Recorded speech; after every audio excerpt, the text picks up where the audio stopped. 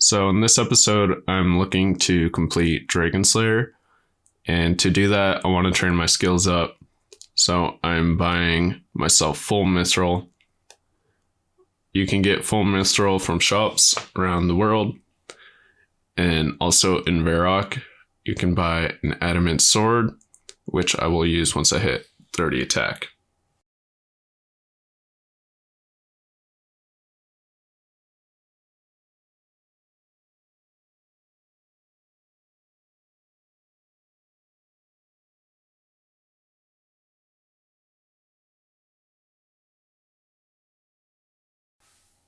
I'm also grabbing the Stronghold of Security boots here. They're actually the best melee boots in free-to-play. They give a little bit of defense, so you might as well if you're training a little bit.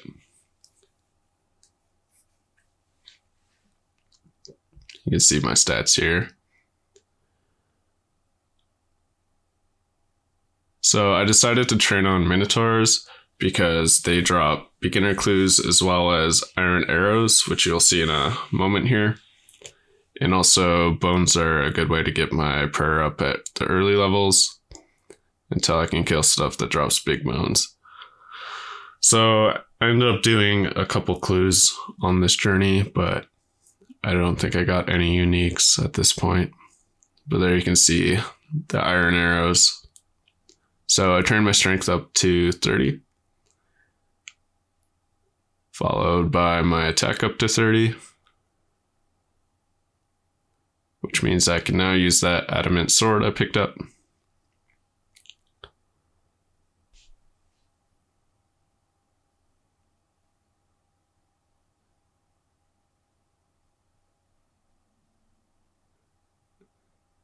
So with the adamant sword, I no longer need the mithril scimitar. And then I had to venture out into the wilderness to get the planks required for Dragonslayer. So this is just the graveyard with the zombies and ghosts. You can pick them up there. And then I picked up a piece of clay to make the bowl with. So you use a bucket of water or any water on the clay and you get soft clay. And then in Barbarian Outpost, you can make an unfired bowl, which is what we need.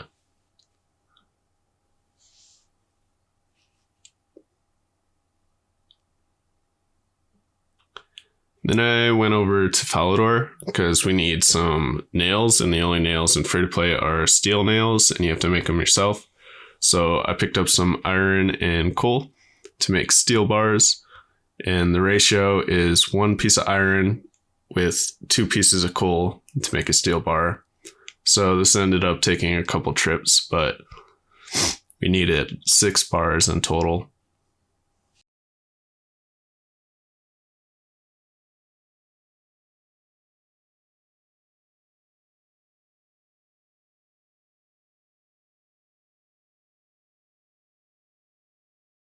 So here I am making the last bar. And then we can head over. Oh, actually, before we head over to Varrock, there's actually a hammer spawn upstairs in the furnace room in Falador. So that's a nice little trick if you need a hammer. I mean, it's mostly useful for Ultimate Ironman, but it is nice to know nonetheless. So here we are at the Varrock West anvils, and we can make the nails. Because we trained our crafting already, we didn't have to worry about the smithing requirement, but I don't think it's too high nonetheless.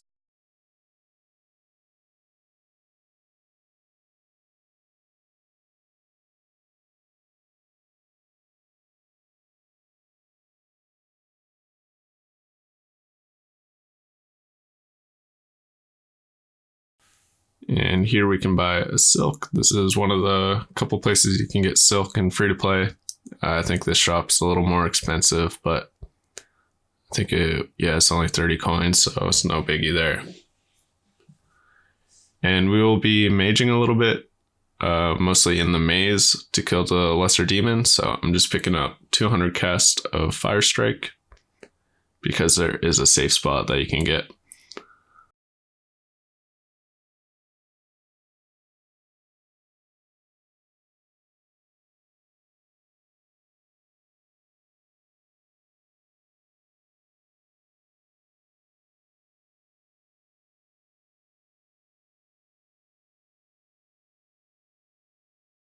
And with all that preparation, we finally started Dragonslayer. So I just went over to Barbarian Village on the way to Falador just to cook up a little bit of food.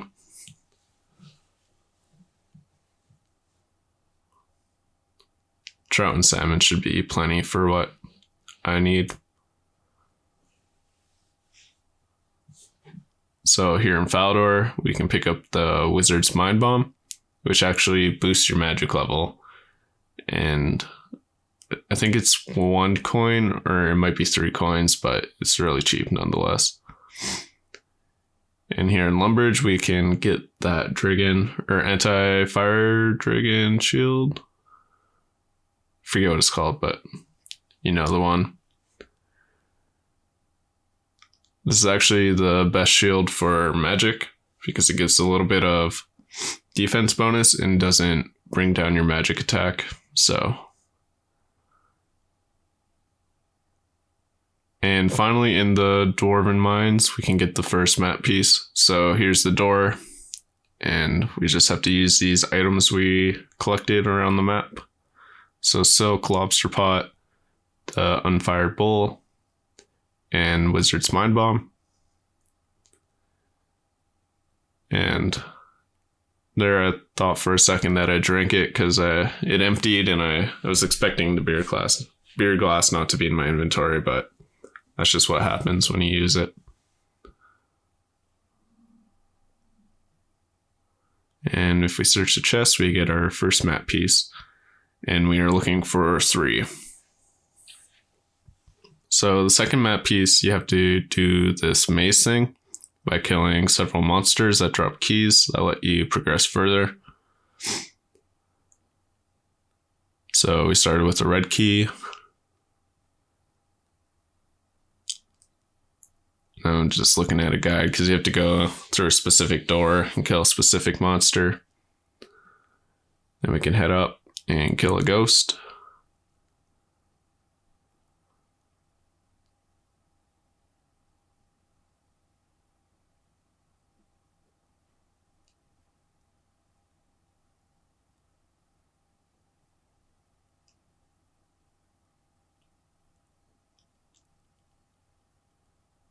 And kill this skeleton.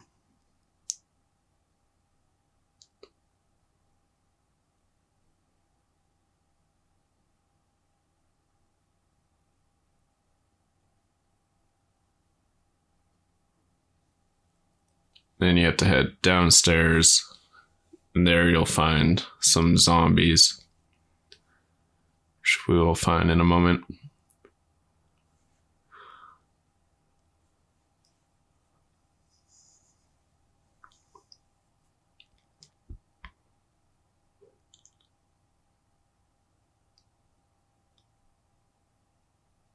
Next we have to kill this, I think his name's Melzar the Mad.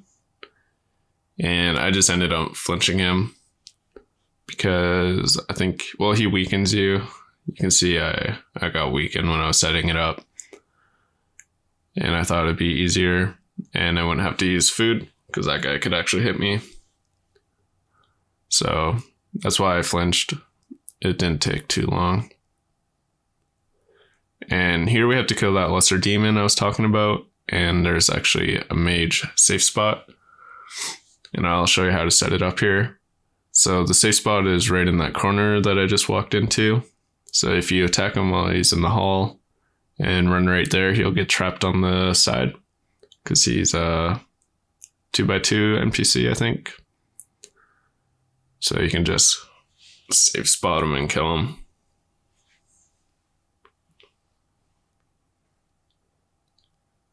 And he drops the last key here. And then we can finally enter that last little room there and open that chest.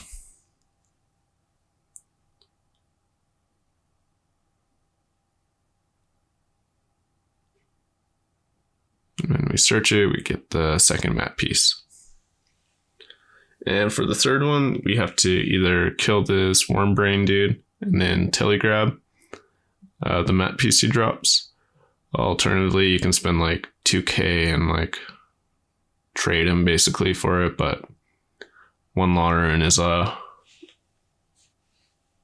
it's much simpler, and it doesn't cost money. You can see my cash stack is pretty low, so with all three we can use them together. All right, this is the point where we were almost at the boat, but I forgot a hammer. So I ended up going to Lumbridge and buying one, which was a little sad, but it happens.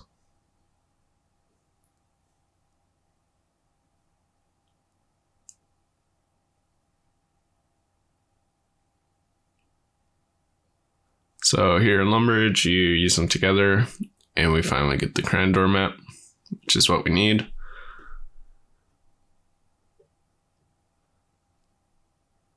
And here's one of the scariest cutscenes from my childhood.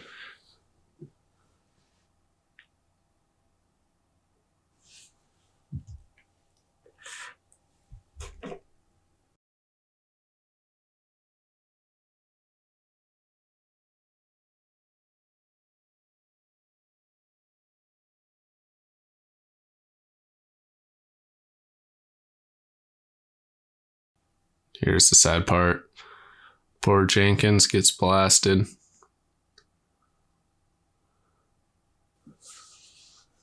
So here we ended up on Crandor, and you can see my inventory had some logs, a tinderbox, and a lobster pot, because I actually thought we could catch lobsters here, which I would use for my food. But turns out you cannot, so I had to go into this fight with no food. But it's not so bad. You can see if you run into this corner, you have to tank a hit, depending on where he is. But we can actually flinch him from this spot. And if you don't know how to flinch, basically you hit them, and then you wait for the cycle to end. And that's when his HP bar disappears a little bit before. But here you don't have to take any damage. And I've sped it up like quite a bit here. So this actually took a little while. You can see the clock at the bottom there is going up, but there's actually a little rat that spawns, and it'll go to where you have to step back. So I actually took a couple of hits there. So I turned my attack options to right click. So then I would always walk onto the spot. But we can see with one more hit, hopefully, we defeat the big old dragon. And a little bit of teleportation. Our magician power is activating there. And we pick up his head. So now we just have to return this to Oziak and Edville, I'm pretty sure. And that is quest complete. So I did this at a low level just because the XP you get is more meaningful. You can see we get quite a bit of strength and defense XP, which boosts us up quite a bit. I think that was at, 25 defense-ish and 30 strength. So that's quite a leap.